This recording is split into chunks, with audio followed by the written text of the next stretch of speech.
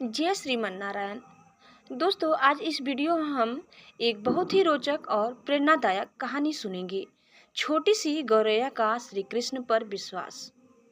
कुरुक्षेत्र के युद्ध को विशाल सेनाओं के आवागमन की सुविधा के लिए तैयार किया जा रहा था। उन्होंने हाथियों का इस्तेमाल पेड़ों को उखाड़ने और जमीन साफ करने के लिए किया। ऐसे ही एक पेड़ पर एक गौरैया अपने 4 बच्चों के साथ रहती थी। जब उस पेड़ को उखाड़ा जा रहा था तो उसका घोंसला जमीन पर गिर गया, लेकिन चमत्कारी रूप से उसकी संतानें अनहोनी से बच गई। लेकिन वो अभी बहुत छोटे होने के कारण उड़ने में असमर्थ थे। कमजोर और भयभीत गौरैया मदद के लिए इधर उधर देखती रही। तभी उसने कृष्ण को अर्जुन के साथ वहां आते देखा। वे युद्ध के मैदान की जांच करने और युद्ध की शुरुआत से पहले जीतने की रणनीति तैयार करने के लिए वहां गए थे। उसने श्री कृष्ण के रथ तक पहुंचने के लिए अपने छोटे पंख फड़फड़ाए और किसी प्रकार श्री कृष्ण के पास पहुंची। हे कृष्ण, कृपया मेरे बच्चों को बचाएं, क्योंकि लड़ाई शुरू होने पर कल उन्हें कुचल दिया जाएगा। सर्वव्यापी भगवान बोले, मैं तुम्हारी बात सुन रहा हूँ, लेकिन मैं प्रकृति के कानून में हस्तक्षेप नहीं कर सकता।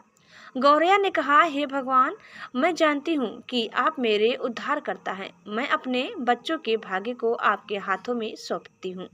अब यह आपके ऊपर है कि आप उन्हें मारते हैं या उन्हें बचाते हैं।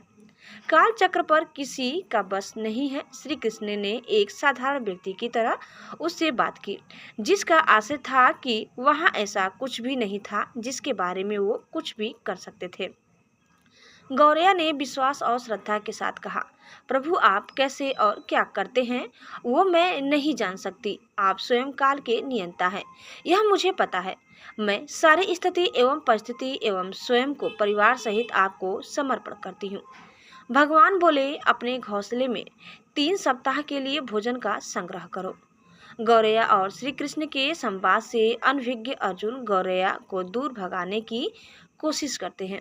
गौरैया ने अपने पंखों को कुछ मिनटों के लिए फुलाया और फिर अपने घोंसले में वापस चली गई। 2 दिन बाद शंख के उद्घोष से युद्ध शुरू होने की घोषणा की गई। कृष्ण ने अर्जुन से कहा कि अपने धनुष और बाण मुझे दो।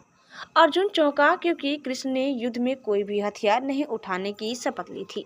इसके अतिरिक्त अर्जुन का मानना था कि वह ही सबसे अच्छा धनुर्धर है। मुझे आज्ञा दे भगवान, अर्जुन ने दृढ़ विश्वास के साथ कहा। मेरे तीरों के लिए कुछ भी अभेद नहीं है। चुपचाप अर्जुन से धनुष लेकर कृष्ण ने एक हाथी को निशाना बनाया, लेकिन हाथी को मार के नीचे गिराने के बजाय तीर हाथी के गले की घंटी में जा टकराया और एक चिंगारी सी उड़ गई। अर्जुन ने यह देखकर अपनी हंसी नहीं रोक पाई कि कृष्ण एक आसान सा निशान चूक गए। क्या मैं प्रयास करूं? उसने स्वयं को प्रस्तुत किया। उसकी प्रतिक्रिया को नजरअंदाज करते हुए कृष्ण ने उन्हें धनुष वापस दिया और कहा कि कोई और कार्रवाई आवश्यक नहीं है।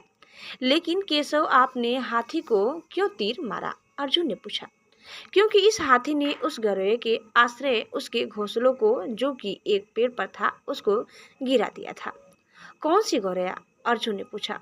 इसके अतिरिक्त हाथी तो अभी स्वस्थ और जीवित है, केवल घंटे ही टूटकर गिरी है।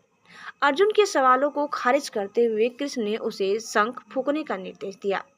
युद्ध शुरू हुआ। अगले 18 दिनों में कई जानें चली गई। अंत में पांडवों की जीत हुई।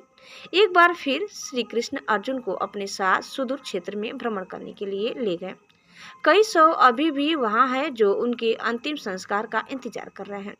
जंग का मैदान गंभीर अंगों और सिर बेजान सीढ़ियों और हाथियों से अटा पड़ा था। कृष्ण एक निश्चित स्थान पर रुके और एक घंटी, जो कि हाथी पर बांधी जाती थी, उसे देखकर विचार करने लगे। अर्जुन, उन्होंने कहा, क्या आप मेरे लिए यह घंटी उठाएंगे और इसे एक तरफ रख देंगे? निर्देश बिल्कुल सरल था, परंतु अर्जुन की समझ में नहीं आया। आखिरकार विशाल मैदान में जहां बहुत सी अन्य चीजों को साफ करने की जरूरत थी, कृष्ण उसे धातु के एक टुकड़े को रास्ते से हटाने के लिए क्यों कहेंगे? उसने प्रश्नवाचक दृष्टि से उनकी ओर देखा। हाँ, यह घंटी, कृष्ण ने दोहराया। यह वही घंटी है जो हाथी की गर्दन पर पड़ी थी, जिस पर मैंने तीर मारा था। अर्जुन बिना किसी और सवाल के भारी घंटी उठाने के लिए नीचे झुका। जैसे ही उन्होंने इसे उठाया, उसकी हमेशा के लिए जैसे दुनिया बदल गई। 1, 2, 3, 4 और 5 4 युवा पक्षियों और उसके बाद एक गौरैया उस घंटी के नीचे से निकले। बाहर निकल के माँ और छोटे पक्षी कृष्ण के इर्द गिर्द मंडराने लगे एवं बड़े आनंद से उनकी परिक्रमा करने लगे। 18 दिन पहले काटी गई एक घंटी ने पूरे परिवार की रक्षा की थी। मुझे क्षमा करें हे कृष्ण, अर्जुन ने कहा।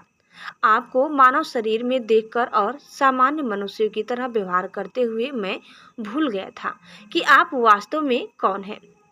आइए हम भी इस तब तक इस घंटी के नीचे विश्राम करें जब तक ये हमारे लिए उठाई न जाए। तो दोस्तों, इस प्रकार यह कहानी यही समाप्त करते हैं। ऐसे ही रोचक कहानी सुनने के लिए आप हमारे साथ जुड़े रहिए। दोस्तों, कहानी कैसी लगी कमेंट करके बताइए। चैनल में नए हैं तो लाइक, शेयर और सब्सक्राइब करना न भूलें। धन्यवाद।